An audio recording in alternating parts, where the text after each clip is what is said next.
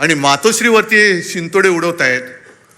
मला कळत नाही ही कुठली अवलाद. म्हणजे ज्या शिवसेना प्रमुखांनी मराठी माणसाच्या आणि हिंदूंच्या रक्तामध्ये स्वाभिमान रुजवला, त्या रक्तामध्ये हे भेसळ कुठून आणली? ही कोणाची अवलाद आहे?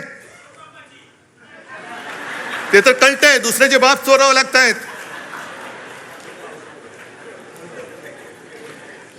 कारण मला आठवत आहे की शिवसेनेची जेव्हा स्थापना झाली, तो क्षण आजही माझ्या डोळ्यासमोर आहे. आणि त्या क्षणाचे आता साक्षीदार 2-3 कदाचित मी, चंदू मामा असे 2-3 राहिलो असू. मी अनेकदा सांगितलेलं आहे की तुमच्या सगळ्यांपेक्षा सगळ्यात ज्येष्ठ शिवसैनिक मी आहे. कारण शिवसेनेच्या स्थापनेचा नारळ हा माझ्यासमोर फुटलेला आहे आणि त्यातनं उडालेले तुषारे माझ्या अंगावरती उडालेले आहेत. ना तुम्ही त्या क्षणाला तिकडे हजर नव्हतात. खर्सीकर बोलतात मी होतो म्हणून. मी तेव्हा तिकडे हजर होतो आणि ते तुषार माझ्या अंगावरती उडाले. मी मागेही बोललोय की मला कल्पना नव्हती की ते उडालेले तुषार मला एवढं भिजवून टाकतील. ती पूर्ण शिवसेनेची जबाबदारी माझ्या खांद्यावर येईल. तिथपासून मी शिवसेनेची वाटचाल बघतोय. कसे कसे शिवसैनिक मोठे झाले, कसे त्यावेळेला कसं सगळ्यांच्या एक पायाकडे हात लावला तर आता कोणाला कळणार नाही. कटकट्या असायचा.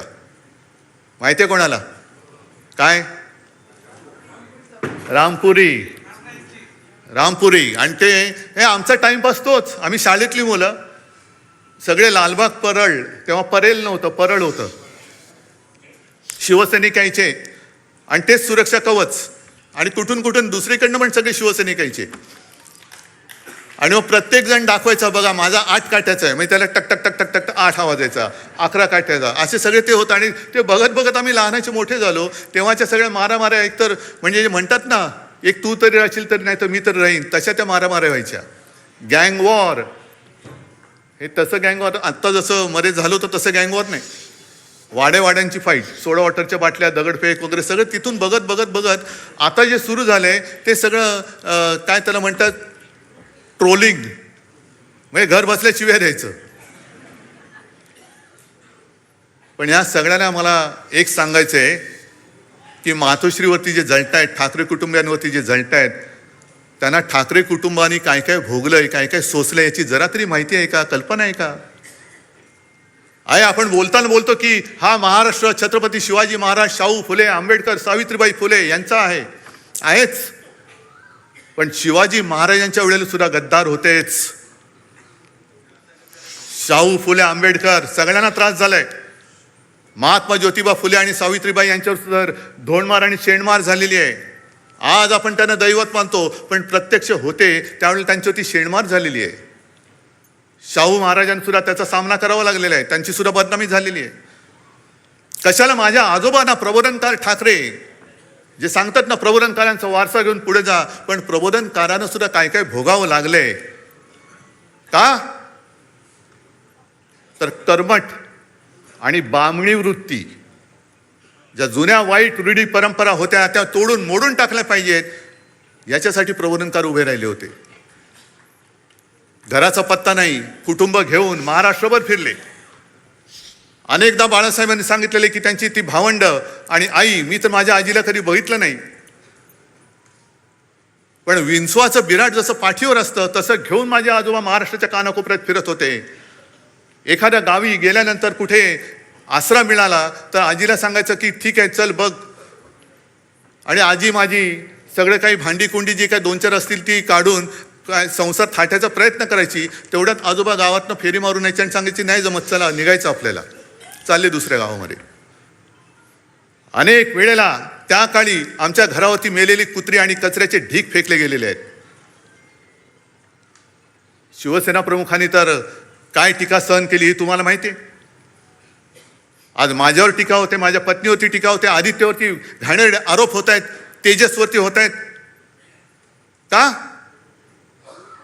तर एका क्षणी ज्या वेळेला भाजपने दगा दिला तेव्हा मला जबाबदारी स्वीकारावी लागली मुख्यमंत्री पदाची. म्हणून हा जळफळाट झाला. तुम्ही नाही, तुम्ही मातोश्रीने फक्त वाढायचं काम करायचं, जेवायचं काम ते करणार.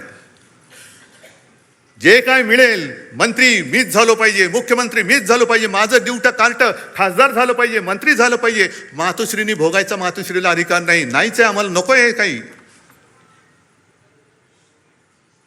पण सोसायचं किती? उद्धवजींचं ठीक आहे, पण आदित्यने फिरायला पाहिजे. अरे पण जेव्हा जेव्हा आमच्या कुटुंबावरती हल्ले झाले, कोणाचे असे शाब्दिक किंवा काही आरोप केल्यानंतर यापैकी, या गदड्यांपैकी एक तरी छातीची ढाल करून आमच्या समोर उभा राहिला होता त्यांच्या वार झाल्याला. आज जी काही गद्दारी झालेली आहे, मी त्या वॉर्डातल्या तमाम मतदारांची आज जाहीर माफी मागतोय. कारण त्या सगळ्या मतदारांनी अगदी मोदींची लाट असताना त्यांच्या विरोधात माझ्यावरती, बाळासाहेबांवरती विश्वास ठेवून यांना निवडून दिलं होतं.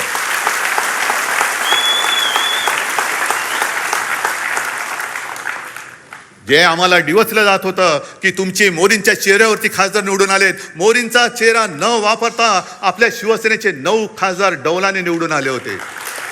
काही थोडक्यात गेले. एक तरी इथली तर सीट चोरलीच. कुठे होते मोदी? आणि त्याच्यानंतर म्हणजे तेव्हा भाजपचे 20 पेक्षा जास्त खासदार, ते पण 9 झाले. आणि आज परत फोडाफोडी कशासाठी फोडताय? काय मिळवायचंय काय तुम्हाला? म्हणजे सत्ता पिपासू किती व्हायचं? सरदार वल्लभभाई पटेलांनी मराठवाड्यामध्ये पोलीस कारवाई केली, ती का केली होती? रजाकारांना घालवण्यासाठी आणि तो प्रांत आपल्या देशात आणण्यासाठी म्हणून पोलीस कारवाई केली होती. आणि यांनी काय केलं? 2-2.5 लाख सीमा सुरक्षा दल घुसवलं. कुठे घुसवलं? बंगालमध्ये एका महिलेला हरवण्यासाठी, निवडणूक आणि स्वतःचा पक्ष जिंकण्यासाठी देशाचं सुरक्षा दल तुम्ही वापरता. कोणालाच काय वाटत नाही. ममता बघा कशा लढतायत. काय होतंय? हारल्यानंतर किती देशामध्ये प्रतिक्रिया उमटली. 2.25-2.5 लाख फौज जर तुम्ही निवडणूक जिंकण्यासाठी वापरत असाल, स्वतःच्या पक्षासाठी वापरत असाल, तर मणिपूरमध्ये का नाही घुसवत? अजून 12 वर्ष होऊन गेली. पाक व्याप्त काश्मीरमध्ये अजून का नाही घुसवली? चला उद्या घुसवा, शिवसेना तुम्हाला जाहीर पाठिंबा देते. देशाचा हिताचा निर्णय घ्या ना तुम्ही. असं तोडून फोडून भामटेगिरी करण्यापेक्षा बोलवा ना आम्हाला. आम्ही तर पाकिस्तानी नाही होत ना. माझ्या घराण्याचा इतिहास आहे. तुमचा असलं तर तुम्ही पण सांगा. असेल, मी कुठे नाही म्हणतोय. आम्ही पाकिस्तानातून आलेलो नाही आहोत. आम्ही सुद्धा देशप्रेमी आहोत. तुमच्या एवढेच किंवा तुमच्यापेक्षा जास्त, काकणभर जास्त आम्ही देशप्रेमी आहोत. आणि आज जे आपल्याला विरोध करतायत हे तेच आहेत ज्यांनी शिवसेना प्रमुखांना विरोध केला. पण तेव्हा शिवसेना प्रमुखांची गरज होती त्यांना. माझ्या आजोबांना विरोध करणारे हे गोमूत्रधारी जे होते, त्या प्रवृत्त्या परत बोकाळलेल्या आहेत. हो, मी त्यांना गोमूत्रधारीच म्हणतो. हे हिंदुत्व नाहीये, हे भोंदुत्व आहे. आमचं हिंदुत्व हे शेंडी जाणवाचं नाहीये. आमचं हिंदुत्व हे राष्ट्रीयत्व आहे. आमचं हिंदुत्व हे राष्ट्रीयत्व आहे. आणि हिंदूंमध्ये, आणि आज मला खरंच एका गोष्टीचा अभिमान वाटला की येताना परत आपले ते सगळे तेजस्वी भगवे झेंडे मला दिसले. कारण मी मागेच सांगितलंय, मशाल वेगळी ठेवा आणि भगवा वेगळा ठेवा. छत्रपतींचा भगवा होय, वारकऱ्यांचा भगवा, हिंदूंचा भगवा, महाराष्ट्र धर्माचा भगवा, त्याच्यावरती दुसरं कोणतेही चित्र नकोय. आणि जो भगव्यामध्ये भेद करतो तो अस्सल हिंदू असूच शकत नाही. त्याच्या रक्तामध्ये ही गद्दारांची, बेईमानीची, अवलादीचं, भेसळीचं रक्त आहे. भेसळयुक्त रक्त हे भगवा हातात घेऊ शकत नाही, घेता कामा नये. आज शिवसेना 60 वर्षाची झाल्यानंतर पुढे काय करणार? ज्या पद्धतीने आजच्या देशाचं राजकारण चालू आहे हे बघितल्यानंतर जनतेचा लोकशाहीवरचा विश्वास आता उडत चाललेला आहे. म्हणजे आज 2 कवींनी त्यांच्या कविता सादर केल्या. इंस्टाग्रामवरती आज मी एक कार्टून पाहिलं, ते पण सांगणार आहे. आणि एका कवीची एक कविता, ती पण आत्ता मला आठवली.